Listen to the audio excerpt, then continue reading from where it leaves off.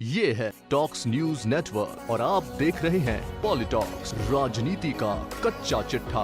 राजस्थान की राजधानी जयपुर में पिछले 3 दिनों से सांप्रदायिक दंगा भड़काने के प्रयास चल रहे हैं।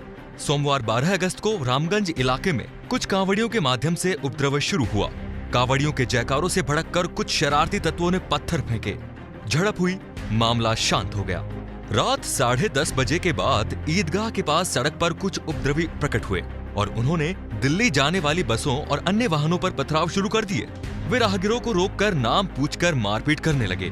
इसके बाद मंगलवार रात गंगापोल इलाके में सोमवार रात की तरह 10:30 बजे रावलजी चौराहे पर दंगा फैलाने का प्रयास शुरू हुआ।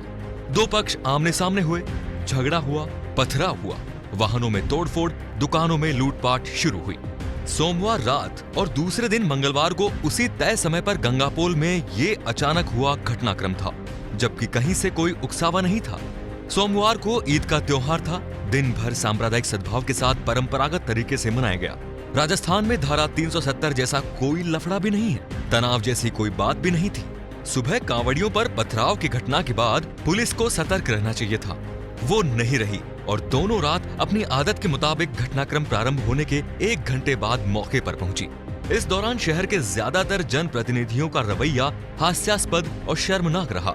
चुनाव के समय जनता के सामने गिड़गिड़ाने वाले ये नेता सूचना मिलते ही मौके पर पहुंच सकते थे, लेकिन आदर्श नगर विधायक रफीक खान के अलावा और कोई नहीं पहुंचा। सोमवार रात एक ही जगह उपद्रव हुआ था।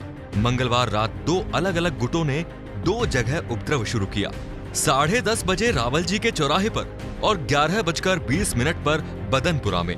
दोनों जगह दंगे भड़काने का एक ही तरीका था। 5 उपद्रवी 10-15 स्थानीय उपद्रवियों को साथ में लेकर हंगामा शुरू करते हैं।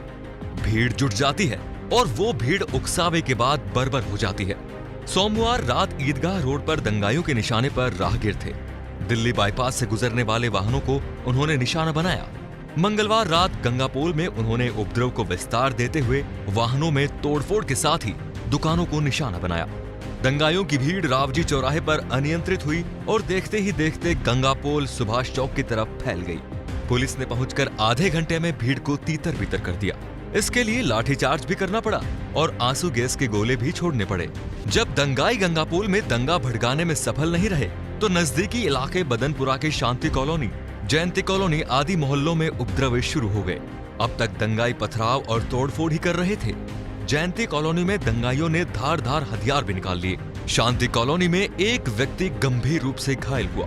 कई लोग मामूली रूप से घायल हुए। ये दिल्ली बाईपास से सटा इलाका है और नजदीकी ही खोले के हनुमान जी का मंदिर है।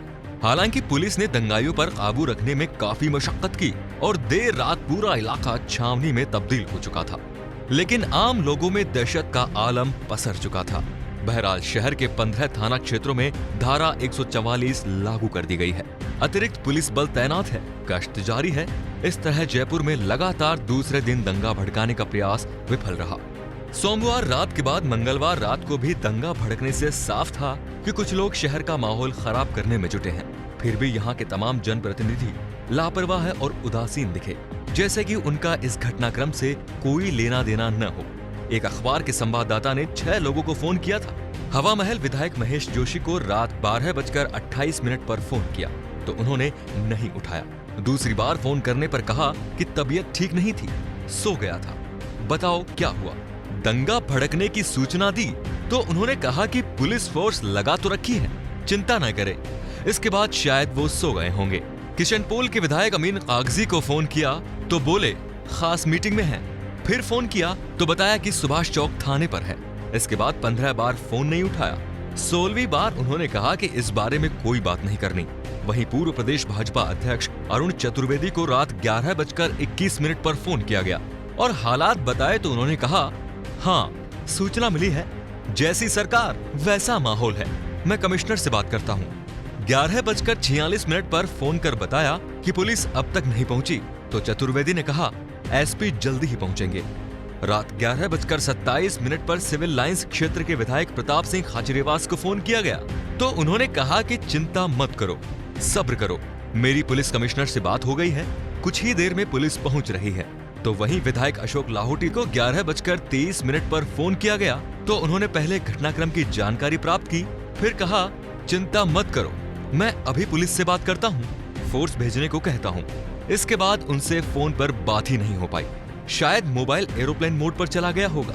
इन सबसे अलग आदर्श नगर विधायक रफीक खान को जब 11 बजे उपद्रव की सूचना मिली तो वो तत्काल दिल्ली बाईपास पहुंच गए थे। उन्होंने पुलिस और दोनों समुदायों के लोगों से बातचीत की, लोगों को घर लौट जाने के लिए समझाते रहे। रफीक खान के अलावा शहर के 5 नेता, जिनमें 1 भाजपा के और 4 कांग्रेस के हैं, टामलटोल करते ही दिखे। क्या इन जनप्रतिनिधियों के मन में नहीं आया कि दंगा भड़क रहा है तो उन्हें तुरंत मौके पर पहुंचना चाहिए? क्या आजकल के जनप्रतिनिधि सिर्फ बयानबाजी और विरोधी पार्टी की आलोचना के दम पर ही राजनीति करेंगे? इन्हें जनता के सुख दुख से कोई लेना देना है या नहीं? पॉलिटॉक्स ब्यूरो, दिल्ली। ये है टॉक्स न्यूज नेटवर्क और आप देख रहे हैं पॉलिटॉक्स, राजनीति का कच्चा चिट्ठा।